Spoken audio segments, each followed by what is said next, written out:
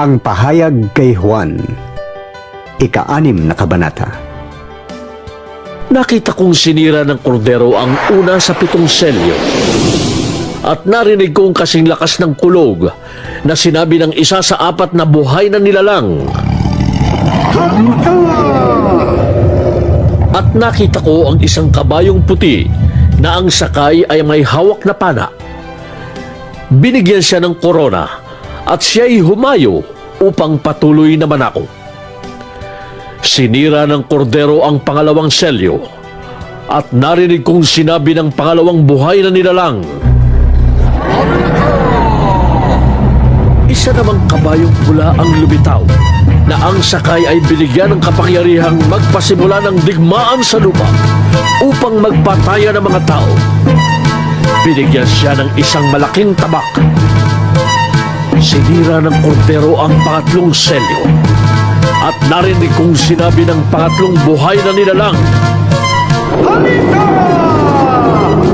Isang kabayong itim ang nakita. May hawak na timbangan ang sakay nito. May narinig akong parang isang tinig buhat sa kinaroroonan ng 4 na buhay na nilalang na nagsabi, Isang takal na trigo lamang ang mabibili ng sahod sa maghapong trabaho at 3 takal na sibada lamang ang mabibili sa ganon ding halaga. Ngunit huwag mong pinsalain ang langis ng olibo at ang alak. Sinira ng kordero ang pang-4 na selyo at narinig kong sinabi ng pang-4 na buhay na nilalang. Ang nakita ko na may isang kabayong maputla ang kulay. Ang pangalan ng sakay nito'y Kamatayan. At kasunod niya ang Hades. Binigyan sila ng kapangyarihan sa ika-4 na bahagi ng lupa upang pumatay sa pamamagitan ng tabak, gutom, salot, at mababangis na hayop. Sinira ng kordero ang panlimang selyo at nakita ko sa ilalim ng dambana ang kaluluwa ng mga pinatay dahil sa salita ng Diyos at sa matapat na pagsaksi nila dito. Ubos lakas silang sumigaw. O Panginoong makapangyarihan, banal at tapat, huwag na po ninyong patagalin ang paghatol at pagpaparusa sa mga taong pumatay sa amin. Binigyan ng puting kasuotan ang bawat isa sa kanila at sinabi sa kanilang magpahinga ng kaunti pang panahon hanggang sa mabuo ang bilang ng kanilang mga kapatid at kasamahan sa paglilingkod kay Kristo na papatayin ding tulad nila.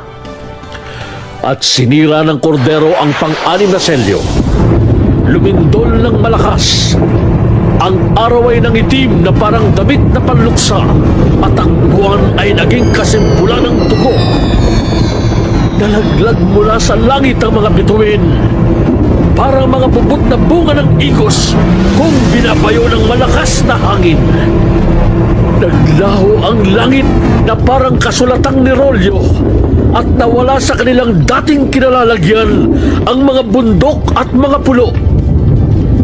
Nagtago sa mga yungib at sa pagitan ng mga bato sa bundok ang mga hari sa lupa, ang mga gobernador, ang mga pinuno ng hukbo, ang mayayaman, ang makapangyarihan, at lahat ng tao, alipin man o balayan.